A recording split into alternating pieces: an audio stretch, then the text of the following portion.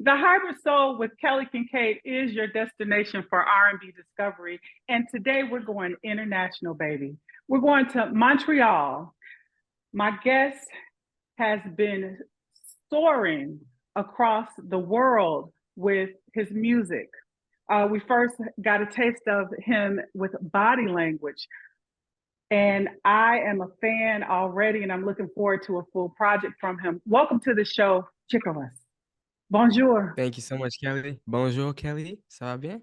Yes, I know a little. Now, look, I'm confused between French and Spanish, but I know a little. But Mm, how do I say bien, bien, bien. right? Yeah, bien. Yeah. I I say first, bonjour, comment ça va? You say ça va bien, bien? ça va bien. Yes.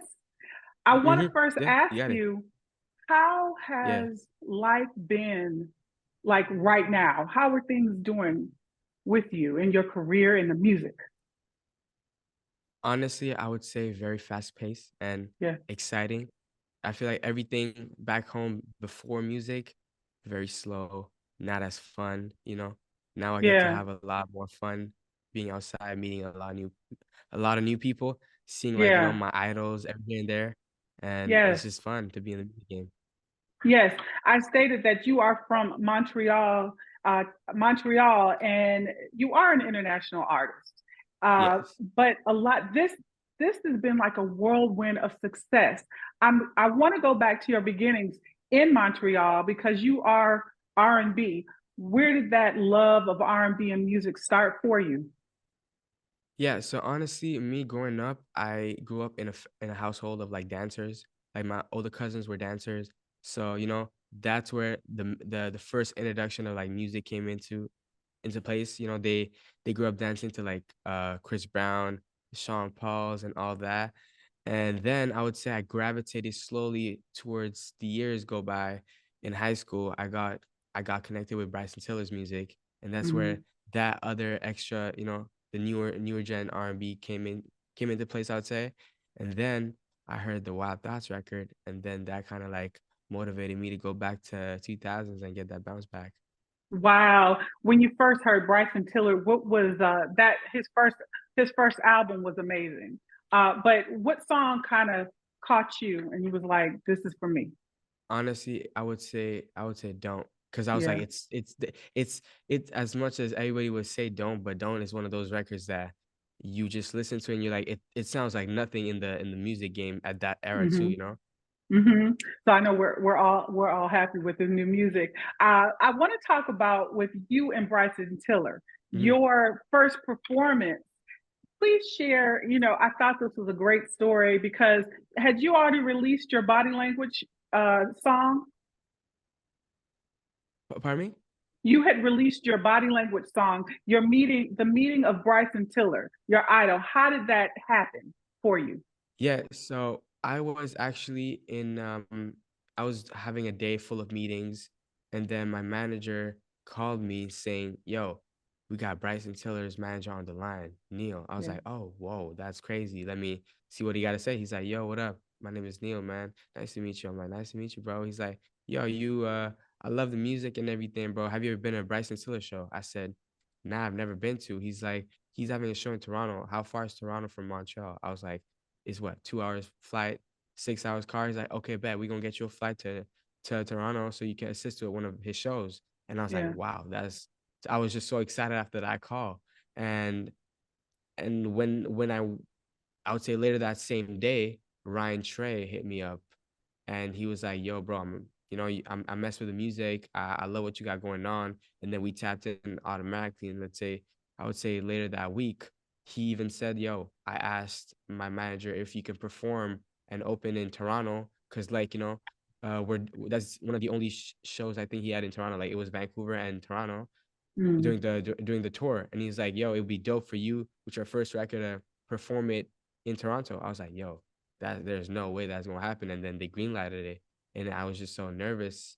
Like I was like, wow, like this really happened. Like I've Yeah. never performed in front of a crowd, like not even in front of family members. And you tell me my first ever show is gonna be opening up for my idol. Is a blessing for real. Such a blessing. And I want to just compliment you on just your determination and just your laser focus, just goals in life, because Yeah. you grew up in Montreal. Your Yeah. friend, like you said, your family were dancers. You hear Bryson Tiller and you decide, let me put this music together. And you put together an amazing record, Body Language, and it soars. Did you know when you recorded that record, like, this is what I'm going to do? I'm going to put it up and let's go. So what happened with that whole body language and like this whole style of the 2000s? What happened was when Bryson Tiller made the Wild Thoughts record with Rihanna, I was Hmm. I automatically felt that, yo, this bounce, the feeling of R&B is just so fun and is exciting. If I'm making music, it has to be this type of fun, especially like I have a big personality. I love talking with people, interaction. I'm like, I can't be singing like slow records. I should make it fun. So I got deeper into that. And then what happened was I was in school in January, and then February came up, and I was like, "Yo, I gotta make some music before I go back to my next session." I was actually working. I had a session off. I had a semester off, and then I was like, "I'm about to go back to school. Let me get a body of work, so then when I'm in school, I can just drop singles by singles every month to see if anything's gonna stick." And then what happened? I took a trip to Toronto with my best friend, Junior, and then we decided to see some records, and just one record, the only record we worked on, ended up being that record, and then they were just all my both of my friends, Junior and my other homie Jean Michel. He was like, "Yo, bro, you gotta post something," because I'm super specific about my music. I'm a perfectionist, so it's like sometimes I'm too picky with things, and he's like, "Yo, I'm really gonna get mad, bro. You should just drop a snippet, something." I'm like, "Okay." I just dropped it just to see how it would be like, and it just went crazy. I didn't even expect it to go that far. Wow.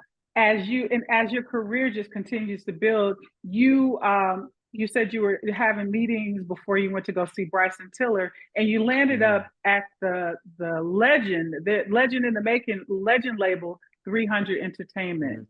Hmm. Hmm. How did that happen? Because 300 they were doing a lot of hip hop, Young Hmm. Thug, even different artists that are very successful.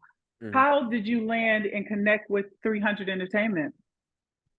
Yeah, so my NR Julian, he reached out Mm-hmm. at first, and he was like, "Yo, I work at 300, man. We would love to see you get with us." I'm trying to say, like every other label, everybody gets their first introduction. But what really stood out of 300 that I really appreciate and really like is that they were very determined, and they had a goal. When I met Kevin Lyles, he was like, "Yo, we had the Chris Browns, we had the Trey Songz. I see something in you, bro. Like, we here for the long game. We want to be like a family, and I really feel like I'm part of a big family. So I just knew I made the right decision going with you, honey." I love it when we hear your story. It seems like everything just fell into place. Um, Hmm. how did that happen? Because this has been like a fairy tale. Hmm. Watching everything. Because how has it been? Has it been any rough spots, or you just prayed about it and it's just been locking up? It's one of those things where I was like, being in school, doing a career path, trying to do a career path that you're not a big fan of is, I'm pretty sure a lot of people can relate to that. So I Yeah. was really one thing my parents always told me: if you can make it like your passion or your pastime, like an actual job, then you can definitely, leave school and go follow your dreams. But till then, school always needs to be focused. So I focused on school and made sure I was able to, you know, make my dreams come to a reality. And when I saw that I had an opportunity, I took that opportunity and I never got back. I And love I'm it. just happy now. Yeah. Very, very, very motivational. Um, I want to talk about, so with this music, you have a song that's on the rise, but you've had fun doing In Too Deep, No Love with Reese Kennedy. I'm curious of all these relationships. So you've connected with Bryson Tiller, you Mhm. got Reese Kennedy. How did that relationship bloom and come about? Yeah, so I would say like definitely like Bryson, it was definitely through Neil. We Hmm. got to have a quick talk with him. He was pretty cool. And Breeze, definitely I had one of my homies, one of his producer homies, Nene. I got connected with him when I was in LA, and then they're all part of the same crew. So that's how I met Breeze and everything. And Breeze was just there, and he was just super chill, and I really love his energy. And we ended up making a record, and it was just fun, you know. I feel like I love it. fun, a fun working environment is just the best. Are you having fun being in the States, meeting and putting your music out? Of course, all the time. I Yeah, feel like it's just so cool because I never got to travel before. You know, I was always home, and I felt yeah. like I think the first time I'd be going to the U.S. would be after like few years of working hard and then getting 1 week off. But I guess it happened earlier, and I'm just very happy to be traveling. Amazing, amazing. Um, let's talk about your single USC. And I Yes. love the video because it has the depiction of one of my favorite movies, Love and Basketball. How did that happen? Mm-hmm. The concept. So, yeah, so the record USC was pitched to me by my boy Malik 95, which is one of my producer homies. And when I heard, he was like, "Yo, this record might be cool for you. Like, this might be your thing." I was like, "Let me Hmm. hear it." I heard it. I was like, "Yo, this is fire. Let's try to cut it and see how it sounds like."